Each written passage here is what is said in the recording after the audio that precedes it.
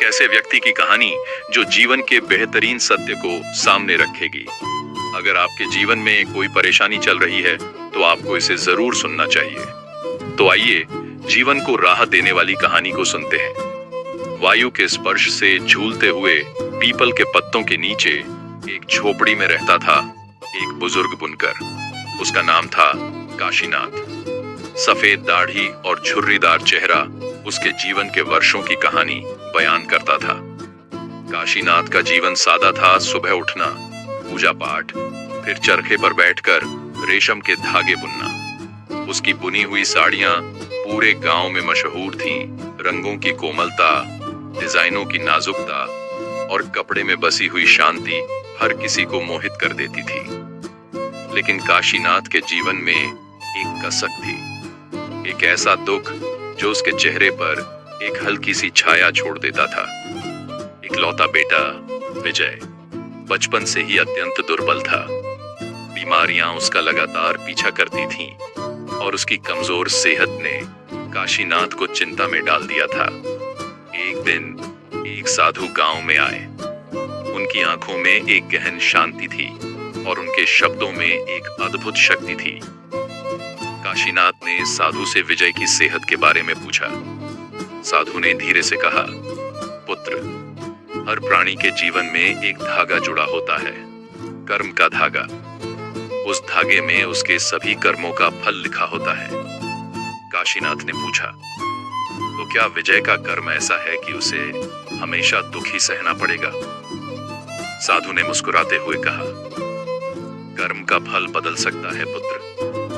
अच्छे कर्मों से बुरे कर्मों का प्रभाव कम किया जा सकता है। दया, करुणा, सेवा, ये सभी कर्मों के धागे में सुंदर रंग भरते हैं। साधु की बातों ने काशीनाथ के मन में एक उम्मीद की किरण जगा दी। उसने ठान लिया कि वह अपने पुत्र के कर्मों के धागे में सुंदर रंग भरने के लिए हर संभव प्रयास करेगा। काशीनाथ ने अपने जीवन में बदलाव लाने का फैसला किया। उसने अपने सभी साधनों से गांव के गरीबों की मदद करना शुरू किया। जो भी जरूरतमंद आता, काशीनाथ उसे खाली हाथ नहीं जाने देता था। उसने एक छोटा सा अनाथालय भी खुलवाया जहां वह बच्चों की देखभाल करता था। विजय भी धीरे धीरे बड़ा हो रहा था। काशीनाथ ने उसे भी सेवा का पाठ पढ़ाया। विजय अपने पिता के साथ गांव में जाकर गरीबों को खाना खिलाता, बीमारों की सेवा करता। उसने अपने जीवन को दूसरों की सेवा में समर्पित कर दिया। एक दिन गांव में एक भयंकर अकाल पड़ा। फसलें सूख गईं और लोग भूख से बेहाल हो गए।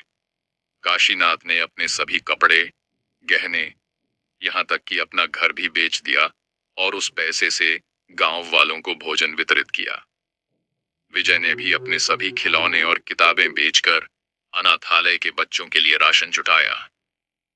गांव वाले काशीनाथ और विजय के इस त्याग से बहुत प्रभावित हुए। उन्होंने उनके प्रति असीम कृतज्ञता व्यक्त की।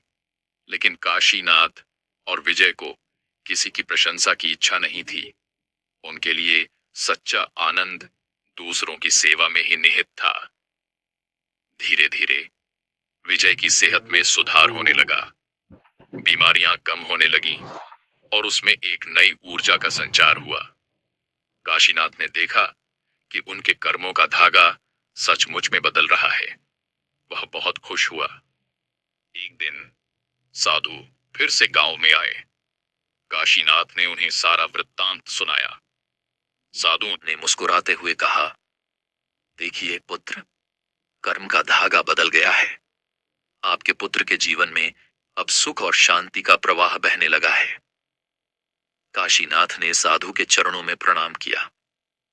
उसने समझ लिया था कि जीवन का सार केवल स्वयं के सुख दुख में नहीं है, बल्कि दूसरों के दुखों को दूर करने में निहित है। विजय बड़ा होकर एक प्रसिद्ध चिकित्सक बना। उसने अपना जीवन गरीबों की सेवा में समर्पित कर दिया। उसका नाम पूरे देश में फैल गया। लेकिन विजय कभी भी अपने पिता की शिक्षाओं को नहीं भूला। वह हमेशा याद रखता था कि सच्चा सुख दूसरों की सेवा में ही निहित है। कर्म का धागा जो एक समय दुख से भरा हुआ था, अब सुख, शांति और संतुष्टि से ओतप्रोत हो गया था। काशीनाथ और विजय के जीवन ने साबित कर दिया कि कर्मों का फल बदल सकता है। और दया, करुणा और सेवा ही जीवन को सार्थक बनाते हैं।